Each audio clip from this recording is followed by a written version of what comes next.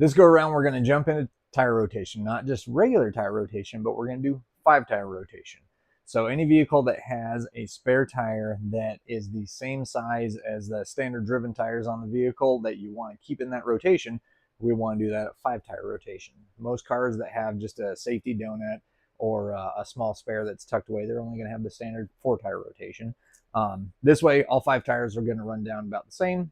You're going to get a little bit more time between tire changes, but it is going to be a bit more expensive when you do your tire changes, just because you're replacing 5 tires versus just 4. So when to do your tire rotations, this is something that is always up in the air. A lot of people have different opinions about. Me personally, I like to do it basically the same time that I do my oil change. If you remember in our last video, we did a oil change. We did it at 5,000 miles. I like doing 5,000 miles because you're either going to do it at the 5,000 intervals, 10,000 intervals, or whatever. So it's really easy to track on your odometer. You're not paying attention to the oil meter or the countdown or anything like that. And again, you do your tire rotation at the same time as the oil change. Keep everything pretty fresh and working together. Main thing that you're going to need a socket that fits your lug nuts. On this Jeep that I'm going to be working on, it's my 2021 Jeep Wrangler. I'm actually going to use a 7/8. There's a metric equivalent to it, but I've got a deep socket for this one, and it fits on there just fine. It's nice and tight. You're going to need either a way to break those lug nuts loose. You can do it the manual way. Breaker bar works just fine. Get it taken care of.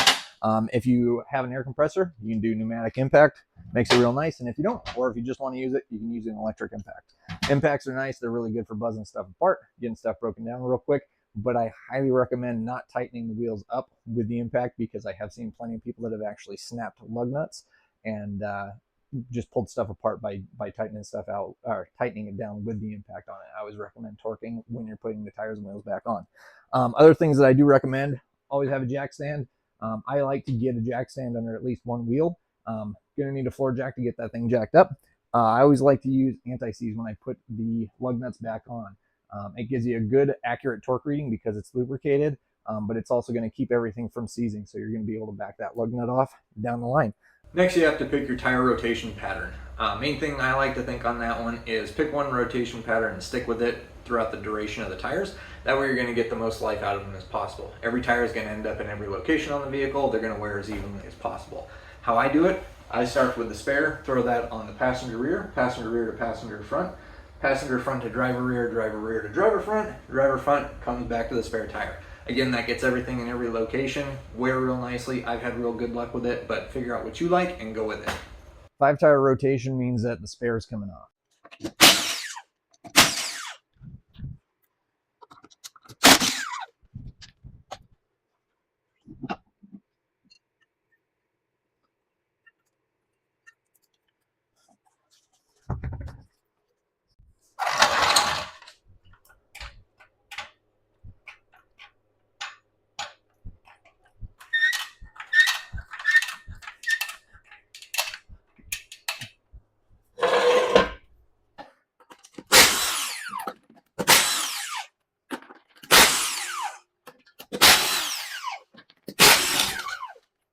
For this one, I threw the jack under the axle, lifted it up so it's just off the ground. We don't need it that high, so we just needed to clear the ground so the tire will slip off.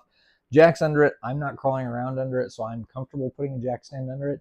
Again, if you're going to crawl around under the vehicle with it elevated, get a jack stand under there. Buzz this one off, get them swapped out.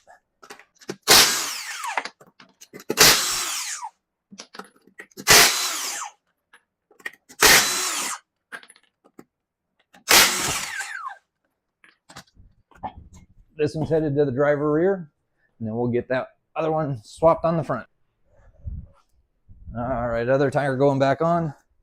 Again, just a little dab of anti-seize on each of those lugs. You don't have to smear it all the way around, because as you thread that nut on, it's going to pull it down into the threads and then drag it all the way around as you need it.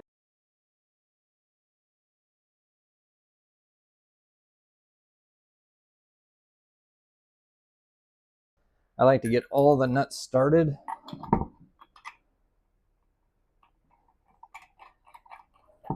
And that way it holds the wheel on a little bit better for you.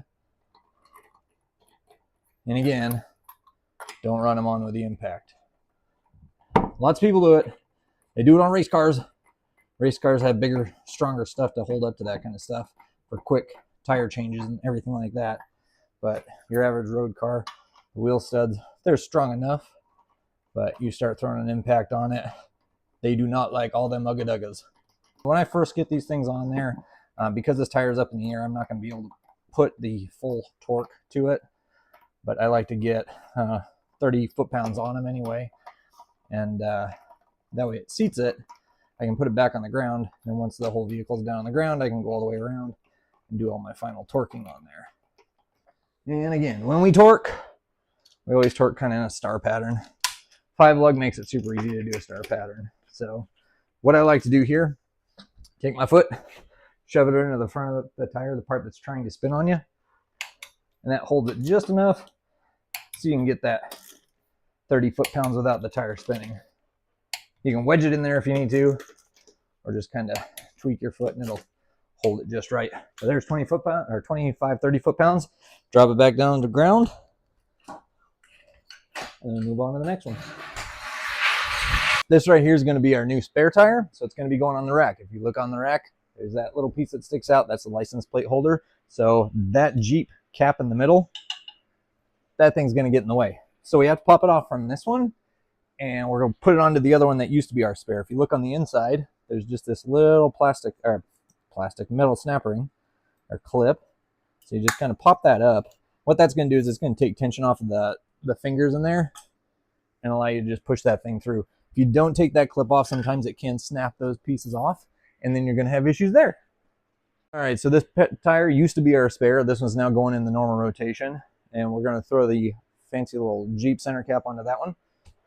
All you do, push it through from the front side, snaps into place, but again, you need to put that little metal circlip back in there, and that's going to help hold the fingers, hold tension on the fingers, so it holds it onto the wheel real nice. And you just kind of work it around with your fingers, and it gets it buttoned up. You can finish it off with a screwdriver, just kind of pry it down into place. Now, one thing I did mention earlier was using a deep socket for all these wheel studs. These are these, I don't know, acorn style, whatever they call them. But you'll notice deep socket goes on there really nice, and there's a ton of extra space from the top of the lug nut to where the extension, the impact, whatever is going to go in up here. If you use a standard socket, there's not much space. I don't know if you'll be able to see it, but get right down in there. You can actually kind of see the top of the nut. But anyway, with the impact down in there, it'll actually beat down the crown of the nut. So if you use the deep socket, everything's further away, so you're not going to beat down the crown of that. It'll actually flatten or even indent the top of those nuts. The top of these things, it's sheet metal, it's paper thin, so it doesn't take that much to smack those things down. So that deep socket is going to keep them from getting beat up.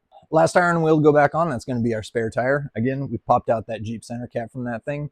One thing that you'd want to pay attention to is if you've got a different setup than factory, some of the factory stuff, but some of the aftermarket stuff, they'll do this where they'll actually run the wiring through the center hole of the wheel for your backup camera, for third brake light, for license plate lights, all that kind of stuff. So just make sure that you're paying attention to those wires as you get the wheel up on there so that you're fishing them through and you're not going to damage the wires. Everything's back together and the Jeep's back on the ground. Now we'll get everything torqued to spec.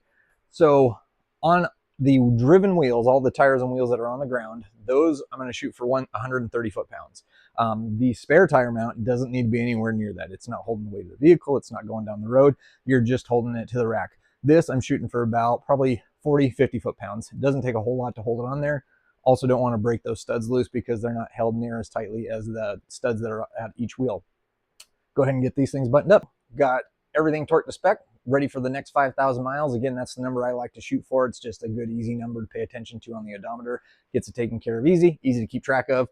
These tires, I always like to keep them rotated, keep them frequently taken care of, and that way you get as much mileage out of them.